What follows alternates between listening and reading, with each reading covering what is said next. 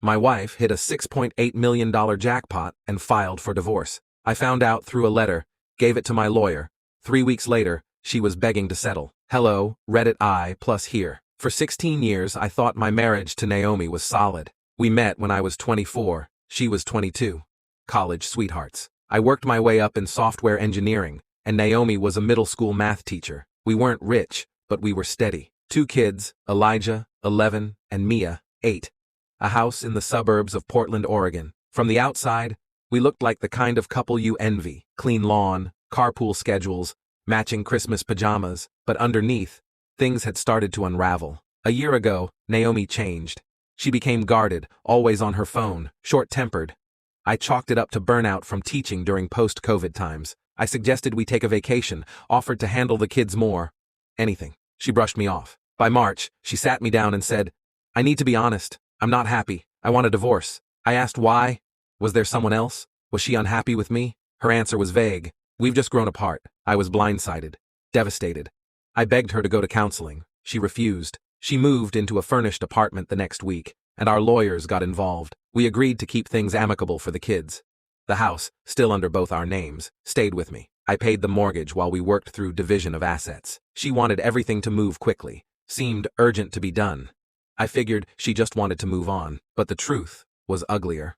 2 months into the process, I got home from work one night and found a stack of mail forwarded to our house. Most of it was junk. But one envelope stood out. Thick, official, slightly torn at the edge. It was from the Oregon Lottery Commission. Now I don't open Naomi's mail, even during divorce, but curiosity got the best of me. Through the tear, I saw the words, congratulations. First payment processed. $226,000. I froze. I carefully opened it. The letter confirmed that Naomi had claimed a winning ticket, the grand prize in a $6.8 million jackpot, payments over 25 years. First payment already deposited, into a bank account under her cousin Kayla's name, with Naomi listed as an authorized user. It was dated just 11 days before she asked for the divorce. I sat there at my kitchen table, heart pounding, hands trembling. All the dots connected. The urgency, the secrecy, the coldness. She wasn't just unhappy. She was planning to rob me blind. The next morning, I met with my attorney, Dominic. When I showed him the letter, he didn't even flinch. He said calmly, "This is fraud, and it's perjury if she filed financial disclosures and left this out." She had. All she listed were her school salary, our joint checking, and a few hundred in a savings account. No mention of the lottery, no cousin's account, no mysterious $226,000. "We need to play this smart," Dominic said. "We subpoena the lottery records. Her cousin's bank too, but you have to act normal, no confrontation." So for 3 weeks, I lived a lie. I handed off the kids with a smile. I replied to her emails about co-parenting and mediation logistics. Meanwhile, Dominic gathered everything.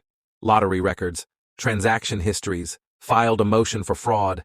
3 weeks later, we had a court hearing. Naomi and her attorney were relaxed, expecting a routine financial update. They weren't ready. When Dominic laid out the evidence, Naomi's face turned pale. Her lawyer asked for a recess immediately. In the hall, they scrambled, panicked. Naomi wouldn't even look at me. When court resumed, her lawyer claimed it was an honest mistake, that Naomi hadn't realized she needed to disclose future lottery payments. The judge, an older woman who didn't tolerate nonsense, narrowed her eyes and said, "Ms. Lambert, are you asking this court to believe you forgot you'd won a multi-million-dollar jackpot?" Naomi muttered something about being overwhelmed. The judge wasn't buying it. "You filed sworn disclosures. You routed the money through a third party. You misled this court under oath." Then came the hammer. "In light of your fraud, the court is inclined to award the full value of the hidden asset, past and future payments, to Mr. Lambert." Her lawyer objected, loudly, but the judge simply scheduled a final hearing for 2 weeks later to allow them to present a rebuttal. That night Naomi called me. 3 missed calls. Then a text. "Can we talk? Please. Just us." When I finally picked up, she was crying. "How could you do this?" "I was going to tell you eventually. Before or after the last payment hit your cousin's account." She paused. Then the excuses started. "Think about the kids. We could use this money to—" "I am thinking about the kids," I said. "And I'm thinking about the example their mother is setting." For the next few days, she tried every angle. Guilt, begging, even offering to split the winnings 50-50, but the damage was done. 2 weeks later, the judge made it official. "The entire lottery award," she ruled, "shall be reassigned to Mr. Lambert." The court finds Ms. Lambert's concealment deliberate, calculated, and in violation of legal duty. Naomi broke down. Her lawyer vowed to appeal. The appeal failed. The law was clear. You lie under oath, you pay the price. 10 months later, the Lottery Commission began depositing future payments into my account. Naomi had to return her first installment with interest, and her cousin's account was frozen pending investigation. Naomi now lives in a one-bedroom apartment, sold her Lexus, moved schools.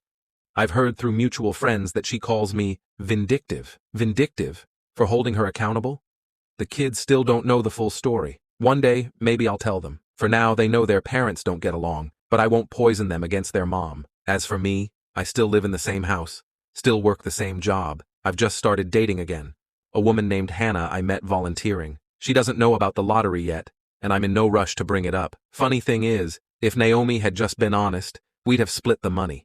She'd still have over $3 million. But greed has a way of digging its own grave. I don't feel sorry for her, but I do feel something. Pity, maybe, or sadness. Not because she lost the money, but because she lost her integrity, her family, and the future we could have built, over a lie. The lesson? Integrity is worth more than any jackpot, but winning both, that's the real prize. Over the past few months, people have asked me what I plan to do with the money.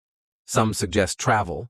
Others say I should quit my job, buy a sports car, disappear somewhere warm and live the dream. But that's not me. The truth is, the lottery money doesn't feel like a win. It feels like the ashes of something that burned down.